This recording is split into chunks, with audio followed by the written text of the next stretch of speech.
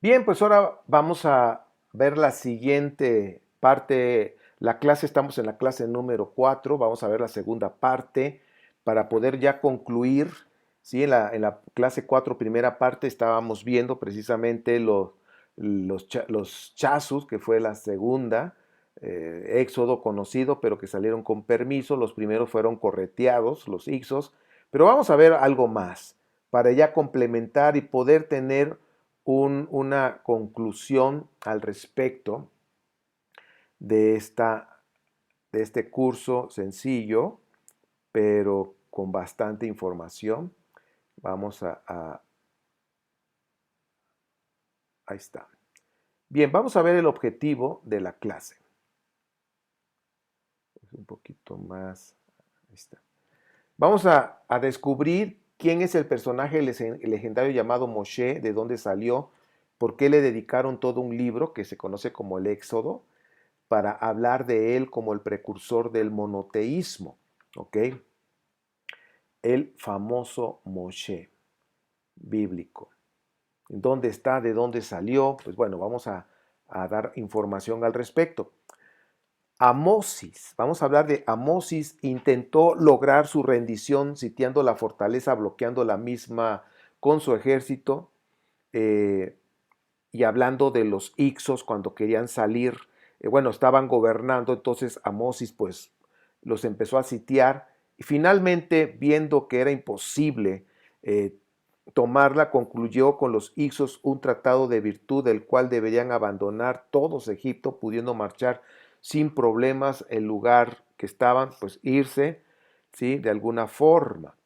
Pues ahora, después la planicie del Bajo Egipto, la planicie de Goshen, era una región que había sido ocupada durante un siglo y medio por los Ixos, con una componente semita informante de cananeos y amorreos. Es decir, que cuando estuvieron los Ixos gobernando esa parte de Egipto, había cananeos y amorreos. Estaban todos ahí revueltos.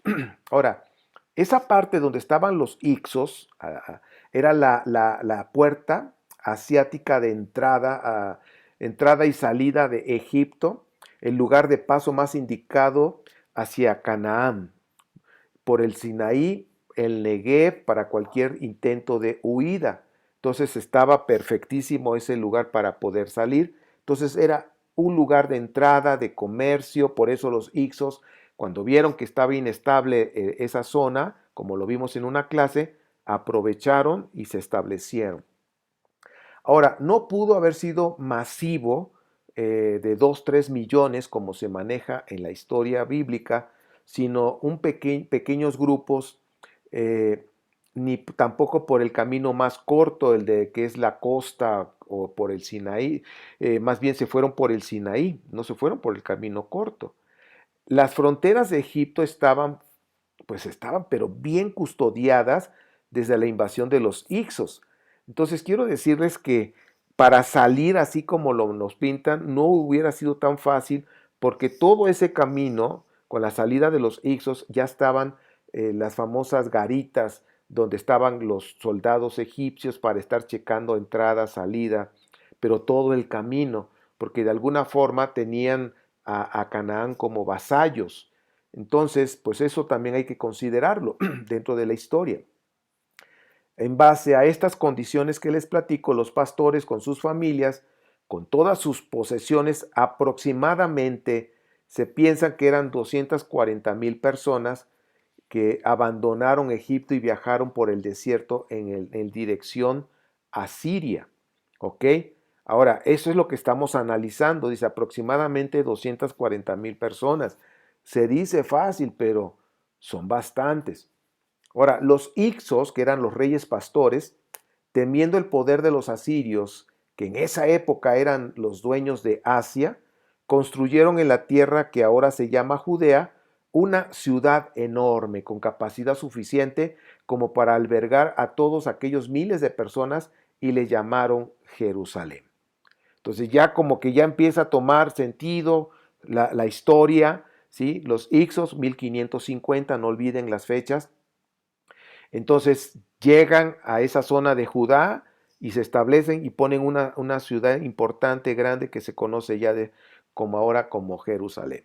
Ahora, en cuanto a Moisés, que nos han hablado tanto, el psicólogo o el psicoanalista Sigmund Freud dice en Moisés y la religión monoteísta, en ese escrito de Sigmund Freud, analiza, ¿sí?, si es realmente veraz la información que se habla de acerca de Moisés, de quien pudo haber sido este carismático sacerdote que Manetón llamó Osarsef.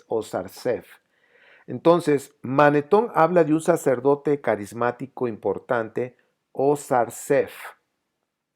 Y pues aquí Simón Freud, en ese escrito que se llama Moisés y la religión monoteísta, lo relaciona con ese sacerdote egipcio, ¿sí? Y así es como esta historia bíblica también habla de sus orígenes. Yo quiero hablarte un poquito de este personaje que lo relaciona este psicoanalista Simón Freud con Moshe. Habla de un sacerdote egipcio que condujo 80,000 sacerdotes. No olviden este punto, mis amados, esto es importantísimo, porque aquí va a tomar sentido muchas cosas. Condujo 80,000 sacerdotes en rebelión en contra Egipto en el siglo XII antes de la era cristiana, en la dinastía 19. Fueron conocidos a ese grupo que salió como los leprosos. No estaban leprosos, pero así los llamaban de una manera para menospreciarlos, ¿sí? Y estas personas que 80,000 sacerdotes, ahora sí que huyeron a lo que conocemos a las tierras de Canaán. Ahora, en Canaán, los grupos en las zonas altas y los refugiados de Egipto a fines de la reforma de Akenatón, sí, que Akenatón él empezó con la idea monoteísta, hay una gran similitud en su contexto geográfico histórico. Un contexto que se ubica entre el final del siglo XIV antes de la era cristiana con las persecuciones a la muerte de Akenatón en el siglo XII, igual de antes de la era cristiana, y con el periodo de los jueces de Israel, ¿sí? Ahora, los jueces de Israel se habla que fueron como en los años 1200 al año 1000. Se dice que fue en ese tiempo los jueces de Israel. Los descubrimientos arqueológicos han puesto en evidencia asentamientos en las tierras altas de Canaán que culminan en el descenso y derrocamiento de los centros cananeos de la crisis del final del bronce alto o bronce tardío que se conoce, que fue en 1300 al año 700 antes de la era cristiana, ¿sí? Todo esto ahora sí que es muy diferente a los relatos que la Biblia nos enseña. Por ejemplo, vamos a ver aquí. 1550 vienen los Ixos que hemos estado hablando, los ubicamos ya. Luego viene 1335 Akenatón, el que intentó instalar o poner lo que es el monoteísmo en Egipto. En el 1300 está el sacerdote Osarsef, el que relaciona Simón Freud con Moshe. En 1190 antes de la era cristiana también están los jueces de Israel y de Judá. En 1150 antes de la era cristiana está el nieto de Moisés, que ahorita vamos a hablar de él más adelantito. Y en 1020 antes de la era cristiana empieza el rey Saúl, empieza la dinastía de reyes en los relatos de Israel. Entonces, estas fechas ya nos están ubicando con todo lo que hemos estado estudiando. Estas fechas nos ubican, ¿ok? Bien, déjenme. Aquí está.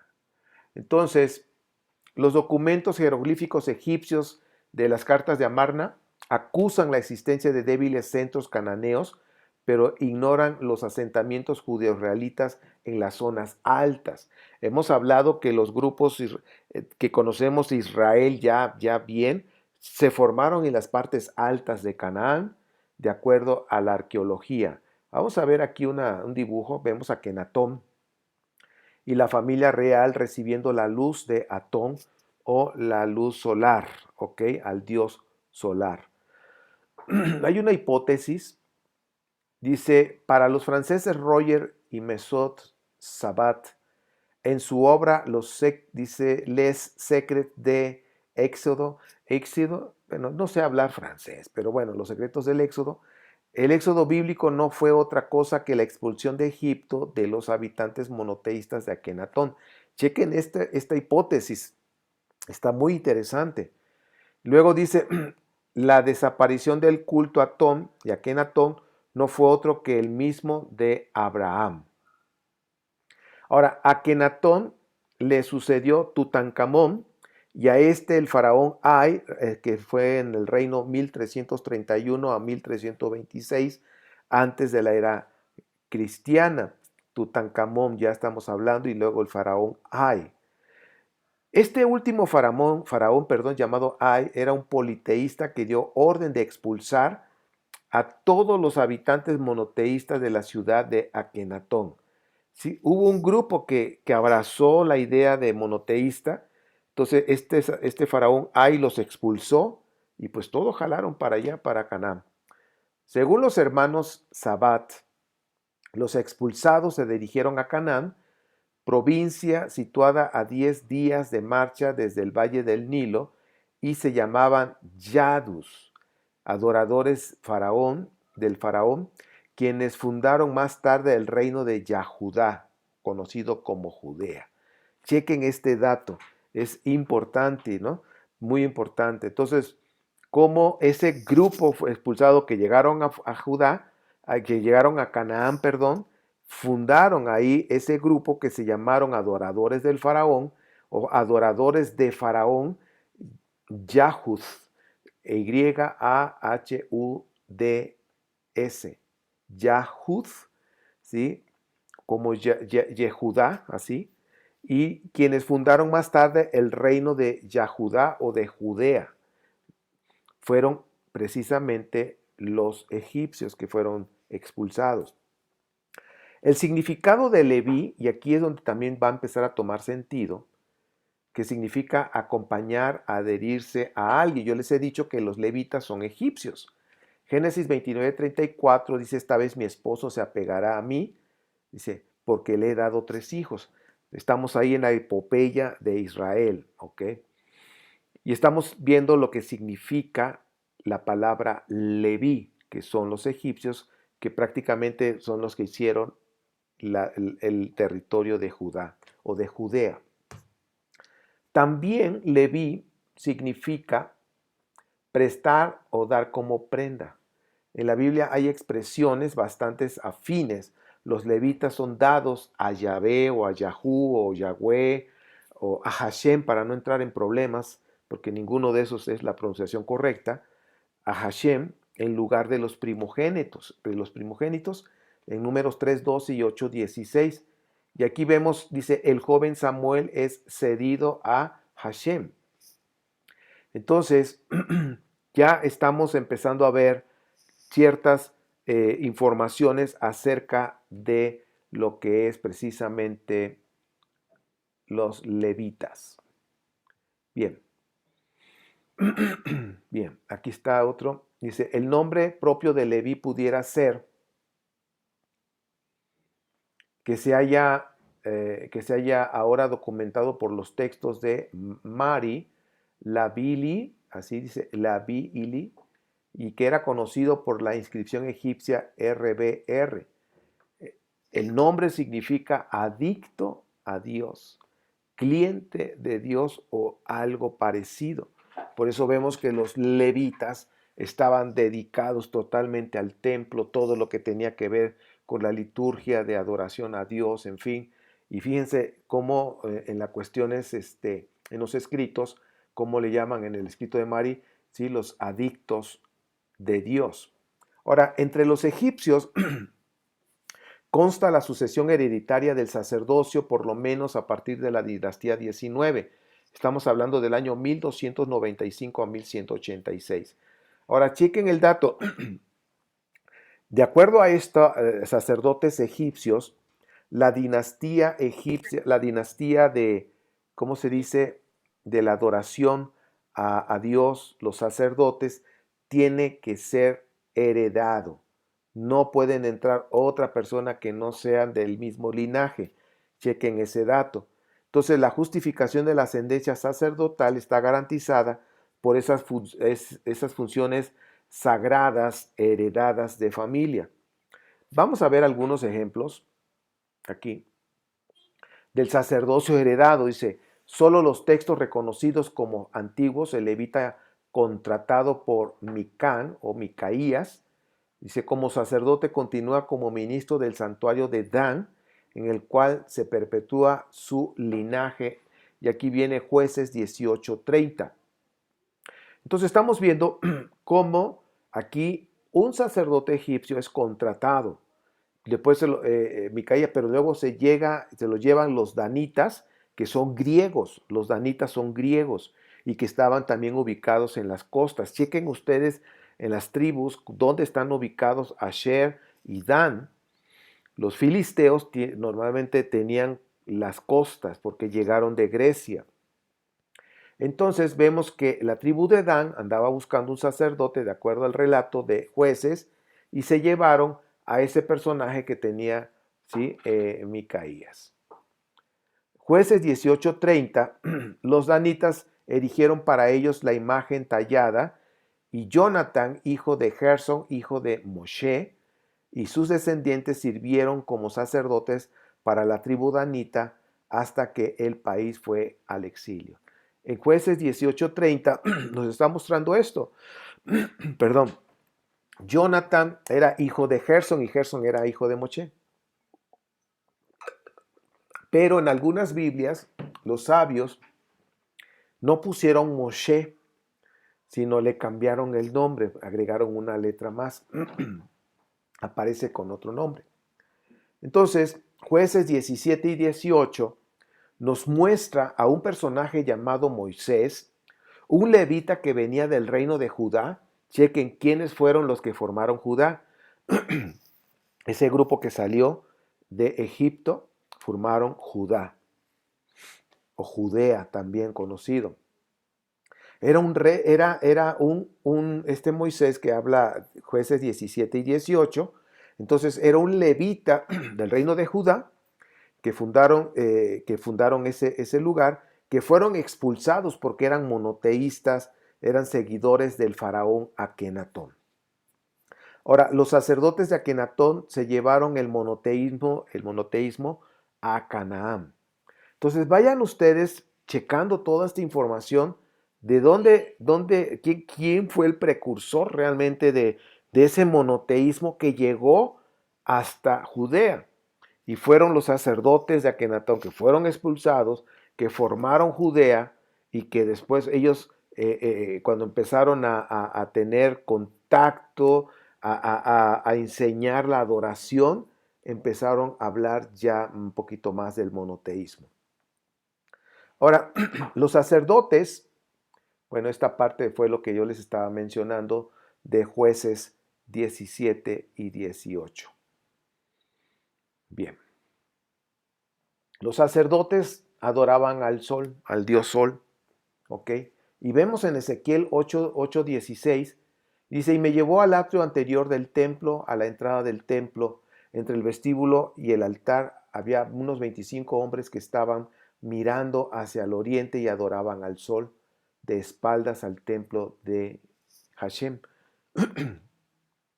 Entonces, dentro de todos estos adoradores, adoraban al sol, ¿ok? ¿Sí? No tenían varios dioses, adoraban al sol como su dios. Recuerden que los egipcios adoraban al sol. En Isaías 17:8 dice, ya no se fijará en los altares que son obras de sus manos, ni volverá la mirada a las imágenes de Asherá, ni las imágenes del sol que sus dedos fabricaron. Entonces vemos ahí cómo estaban adorando al sol, solamente al sol. Dice Isaías 27:9, así quedará expiada la iniquidad de Jacob, esta será la única condición para que se les perdone su pecado, que reduzca a polvo todas las piedras del altar, como si moliera piedras caliza, y no deje de pie ninguna imagen de Asherá, ni el altar de incienso alguno, que viene siendo al sol.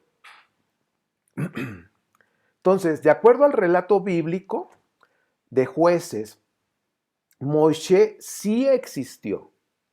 ¿Sí? De acuerdo al relato bíblico de los Jueces, sí existió Moshe.